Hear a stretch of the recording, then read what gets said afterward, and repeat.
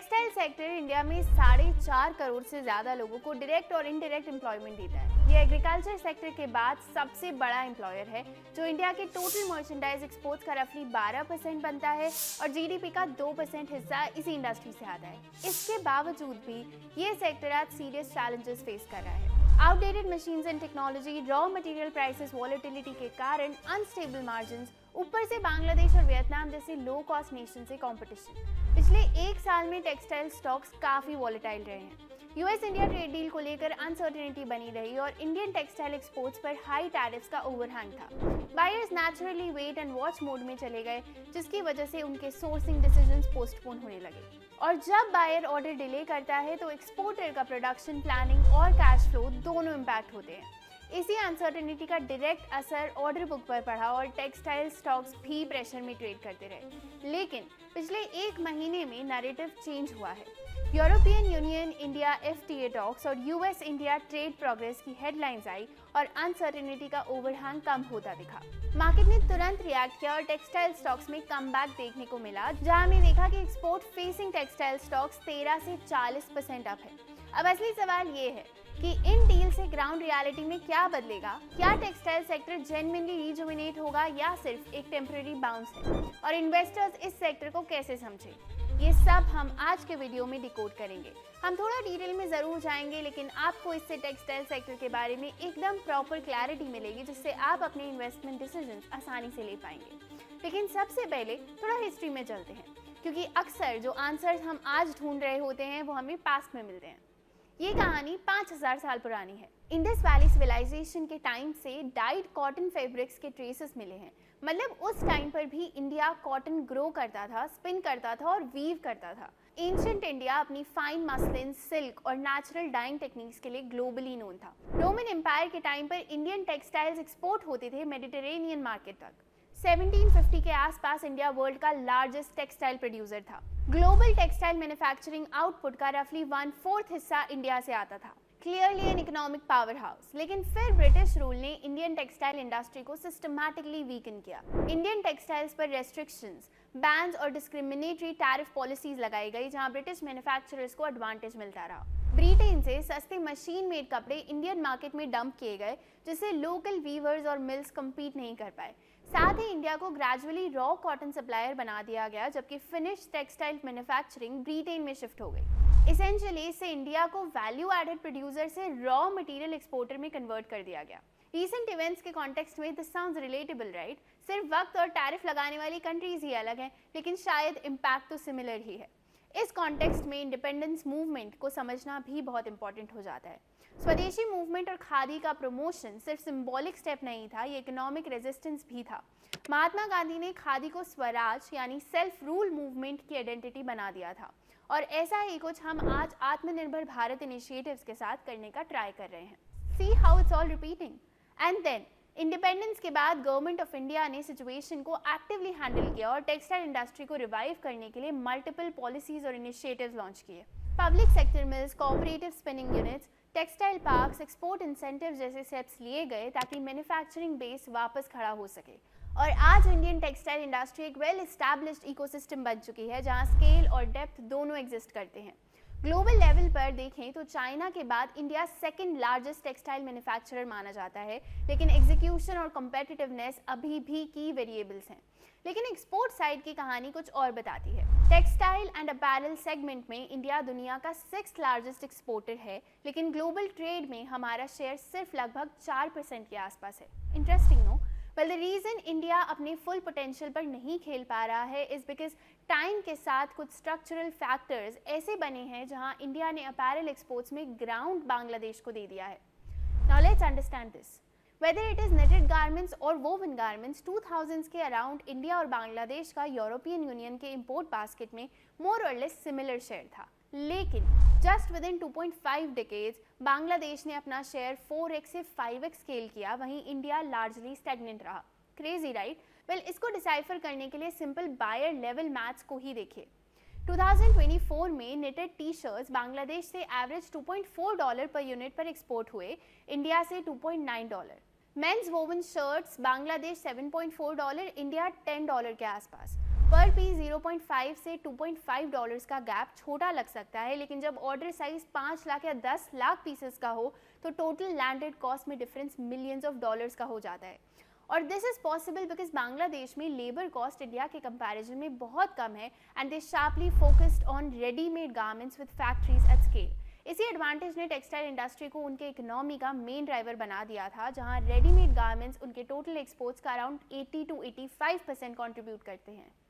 मतलब same market लेकिन scale में ऑलमोस्ट 4 से 5 टाइम्स का गैप।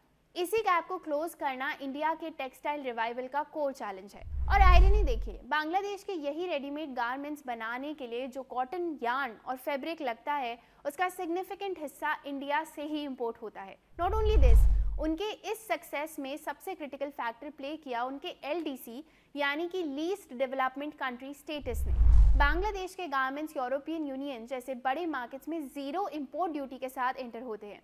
वहीं इंडियन एक्सपोर्टर को सेम प्रोडक्ट पर अराउंड 9.5% तक टैरिफ देना पड़ता है। अब बायर के पर्सपेक्टिव से सोचिए, दोनों प्रोडक्ट सिमिलर क्वालिटी के हैं लेकिन एक ऑटोमेटिकली 10% सस्ता पड़ रहा है, बाकी तो छोड़ ही दीजिए। नेचुरली प्राइसिंग में ये गैप सोर्सिंग डिसीजन को बांग्लादेश की तरफ टिल्ट कर देता है। यानी कि हमने देखा कि कॉलोनियल एरा में भी इंडिया रॉ मटेरियल एक्सपोर्टर बन गया था और वैल्यू एडिशन बाहर शिफ्ट हो गई थी। और LDC ड्रिवन ड्यूटी एडवांटेज के चलते कुछ हद तक वही पैटर्न रिपीट हुआ, जहां कॉटन यहां से गया और higher value garment exports Bangladesh से ग्लोबल मार्केट्स में गए। लेकिन आज इक्वेशन फिर से शिफ्ट होती दिख रही है। इंडिया को दोबारा एक विंडो मिल रही है अपनी टेक्सटाइल इंडस्ट्री को स्केल करने की और बांग्लादेश के कॉस्ट लेड एडवांटेज को डायरेक्टली चैलेंज करने की। हम बांग्लादेश के रीसेंट पॉलिटिकल टर्मोइल पर फोकस नहीं करेंगे, चाहे उसका शॉर्ट टर्म इम्पैक्ट उनकी टेक्सटाइल इंडस्ट्री पर हुआ हो। हमें देखना है कि स्ट्रक्चरल ट्रिगर क्या हो सकता है। और यहाँ India EU free trade agreement potentially पहला मेजर कैटलिस्ट बन सकता है जो टैरिफ इक्वेशन को रीसेट करे और कॉम्पिटिटिव लैंडस्केप चेंज कर सकता है। कॉन्टेक्स्ट समझिए, इंडिया के textile exports to EU multiple value added और लेबर इंटेंसिव सेगमेंट्स में डाइवर्सिफाइड है। ये सिंप्लीफाइड ब्रेकअप देखिए, इस टेबल से एक बात बिल्कुल क्लियर है, bulk value readymade garments, cotton textiles और मैनमेड फाइबर सेगमेंट्स में कॉन्सेंट्रेटेड है और यही वो एरियाज है जहां इंडिया का डायरेक्ट कंपटीशन बांग्लादेश के साथ है, स्पेशली रेडीमेड गारमेंट्स में। अब सोचिए, अगर टेक्सटाइल्स और क्लोथिंग पर जीरो ड्यूटी एक्सेस मिल जाता है और 9 to 12% तक के tariffs across tariff lines remove हो जाते हैं तो EU मार्केट का कॉस्ट इक्वेशन फंडामेंटली चेंज हो जाता है। इंडिया को यूरोपियन यूनियन के $263 बिलियन इंपोर्ट्स मार्केट में लेवल प्लेइंग फील्ड मिलता है और जो LDC driven tariff advantage Bangladesh enjoy करता है वो लार्जली न्यूट्रलाइज हो सकता है। यहाँ अपॉर्चुनिटी को समझिए, बांग्लादेश के टोटल गारमेंट एक्सपोर्ट्स का लगभग 65% सिर्फ यूरोपियन यूनियन को जाता है। वैल्यू टर्म्स में देखें तो ये रफली $32.3 बिलियन का एक्सपोर्ट है एक ही मार्केट में। कंपैरिजन में इंडिया के टेक्सटाइल और apparel exports to EU around $7.2 billion के आसपास हैं, जो रफली 63,000 करोड़ बनते हैं। मतलब हम ऑलरेडी EU में प्रेजेंट है लेकिन स्केल स्मॉल है relative to the opportunity size. And with the signing of EU FTA, Bangladesh, Pakistan और टर्की के कंपैरिजन में जो टैरिफ डिसएडवांटेज था वो रिड्यूस होता है, प्राइस कंपेटिटिवनेस इंप्रूव होती है और EU जैसे सोफिस्टिकेटेड कंज्यूमर मार्केट में एक्सेस डीपन होता है। And even 1% additional market share का मतलब billions of dollars of incremental export opportunity. लेकिन यहाँ एक इंटरेस्टिंग असर्शन आता है। Commerce minister honourable Piyush Goyal ji का कहना है कि इंडिया का टेक्सटाइल और अपैरल एक्सपोर्ट EU में $7 बिलियन से बढ़कर $30 to 40 बिलियन तक जा सकता है रिलेटिवली शॉर्ट स्पैन में, अगर टैरिफ बैरियर्स रिमूव होते हैं और एक्सेस इंप्रूव होता है। अगर ऐसा स्केल अप होता है तो इसका इम्पैक्ट सिर्फ एक्सपोर्ट नंबर्स तक लिमिटेड नहीं रहेगा। Textile sector already around 4.5 crore लोगों को डायरेक्टली एम्प्लॉयमेंट देता है। एक्सपोर्ट एक्सपेंशन का मतलब होगा higher production, better capacity utilisation और large scale employment generation, specially labour intensive MSME clusters में। इसका डायरेक्ट इम्पैक्ट होगा yarn, cotton yarn, man made fibre apparel, readymade garments, men's और विमेंस क्लोथिंग और होम टेक्सटाइल्स पर। साथ ही टेक्नोलॉजी अपग्रेडेशन, सस्टेनेबिलिटी कंप्लायंस और मैन मेड फाइबर्स और टेक्निकल टेक्सटाइल्स में इन्वेस्टमेंट एक्सेलरेट हो सकता है जो लॉन्ग टर्म वैल्यू एडिशन को पुश करेगा। But that's not it.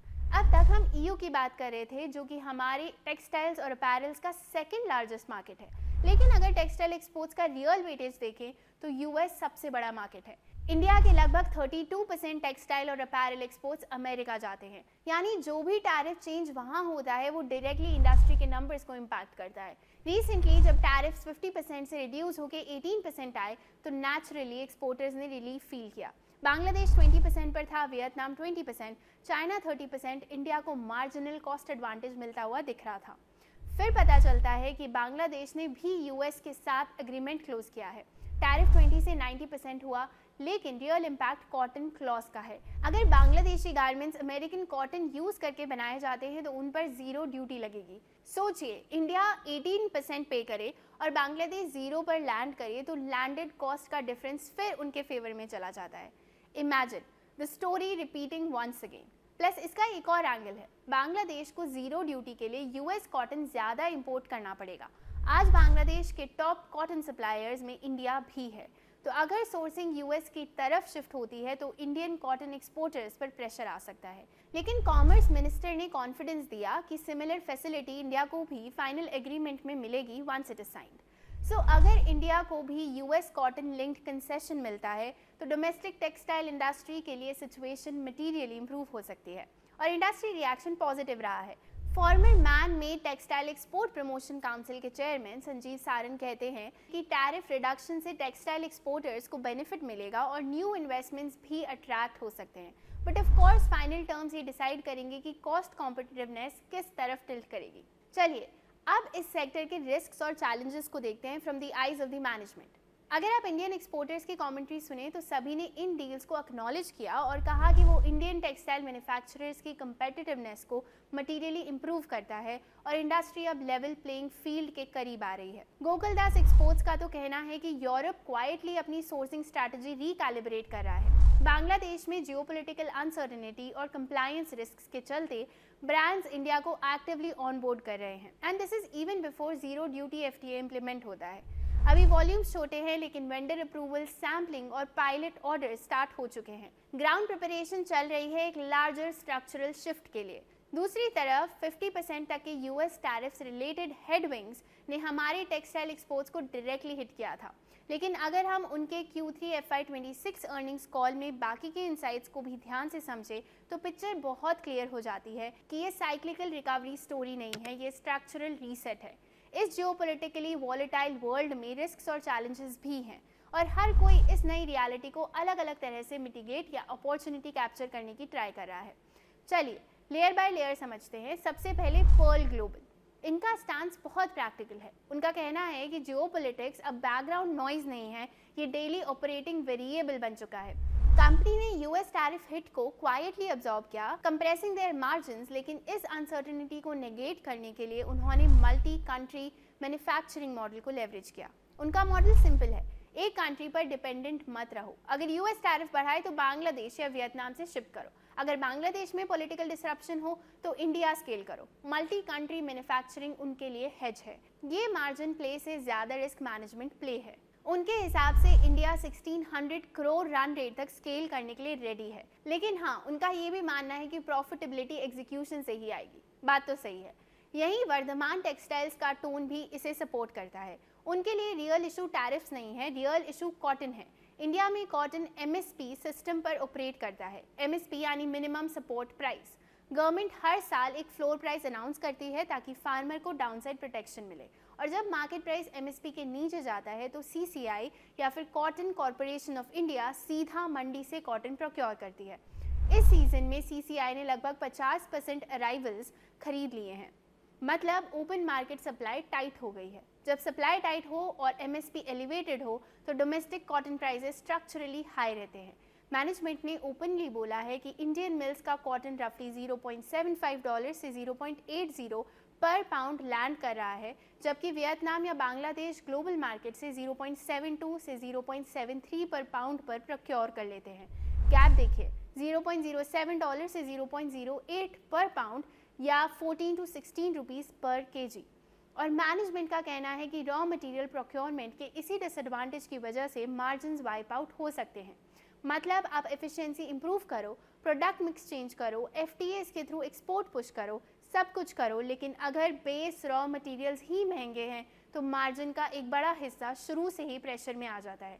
और यही वर्धमान का कोर कंसर्न है, कंपेटिटिवनेस एट सोर्स। और कहीं ना कहीं ऐसा लग रहा है कि यूनियन बजट 2026-27 में गवर्नमेंट ने टेक्सटाइल को एक्सपोर्ट कंपेटिटिव करने के लिए कई स्टेप्स लिए हैं। इंटीग्रेटेड मेगा टेक्सटाइल पार्क्स का कोर आइडिया सिंपल है, स्केल और कॉस्ट एफिशिएंसी को बढ़ाओ। आज इंडिया का टेक्सटाइल इकोसिस्टम फ्रेगमेंटेड है, स्पिनिंग अलग क्लस्टर में है, प्रोसेसिंग अलग है, गारमेंटिंग अलग है। पार्क्स का ऑब्जेक्टिव है पूरी वैल्यू चेन को एक इंटीग्रेटेड सेटअप में लाना ताकि लॉजिस्टिक्स कॉस्ट कम हो, टर्न अराउंड टाइम इंप्रूव हो और ग्लोबल बायर्स के लिए इंडिया ज़्यादा प्रेडिक्टेबल सोर्सिंग बने। साथ ही MMF और टेक्निकल टेक्सटाइल्स पर पुश ये सिग्नल देता है कि पॉलिसी मेकर्स को क्लियर है कि ग्लोबल डिमांड सिर्फ कॉटन ड्रिवन नहीं रही, परफॉर्मेंस फैब्रिक्स और इंडस्ट्रियल टेक्सटाइल्स ये भी फास्ट ग्रोइंग सेगमेंट्स हैं। अगर इंडिया को ग्लोबल एक्सपोर्ट शेयर 4% से मीनिंगफुल लेवल पर लेकर जाना है तो प्रोडक्ट मिक्स डाइवर्सिफाई करना अनअवॉइडेबल है। एक्सपोर्ट ऑब्लिगेशन पीरियड एक्सटेंड करना भी प्रैक्टिकल स्टेप है। इससे एक्सपोर्टर्स को वर्किंग कैपिटल साइकिल मैनेज करने में रिलीफ मिलता है, स्पेशली MSME प्लेयर्स को। अब कॉटन साइड पर भी रिफॉर्म्स का डायरेक्शन विजिबल है। ये सेक्टर डायरेक्टली 60 लाख फार्मर्स को सपोर्ट करता है और पूरी वैल्यू चेन में 4 से 5 करोड़ लोग इनडायरेक्टली डिपेंडेंट है। ट्रांसपेरेंसी बढ़ाने और क्वालिटी स्टैंडर्डाइजेशन इंप्रूव करने की कोशिश हो रही है ताकि फार्मर को बेटर प्राइस डिस्कवरी मिले और इंडियन कॉटन ग्लोबल मार्केट में स्ट्रॉन्गर ब्रांड आइडेंटिटी बिल्ड करे। Recent policy push clearly scale और मॉडर्नाइजेशन पर फोकस्ड है। गवर्नमेंट का टारगेट एम्बिशियस है, टेक्सटाइल एक्सपोर्ट्स को 3 लाख करोड़ से बढ़ाकर 2030 तक 9 लाख करोड़ तक ले जाना। India EU FTA Indian textile exporters को जीरो ड्यूटी एक्सेस देकर 9 to 12% टैरिफ गैप क्लोज करता है, जो बांग्लादेश के अगेंस्ट एक स्ट्रक्चरल रीसेट हो सकता है। तो अब सवाल सिंपल है, अपॉर्चुनिटी विंडो खुल रही है, लेकिन क्या इंडिया एग्जीक्यूशन के थ्रू अपने टेक्सटाइल सेक्टर को वापस वहीं ले जाएगा जहां वो ग्लोबली था? हमें कमेंट्स में बताइए आपको क्या लगता है। अगर आपको ये वीडियो यूजफुल लगा तो please like, share and subscribe to our channel. See you in the next one. Investments in securities market are subject to market risks. Read all the related documents carefully before investing.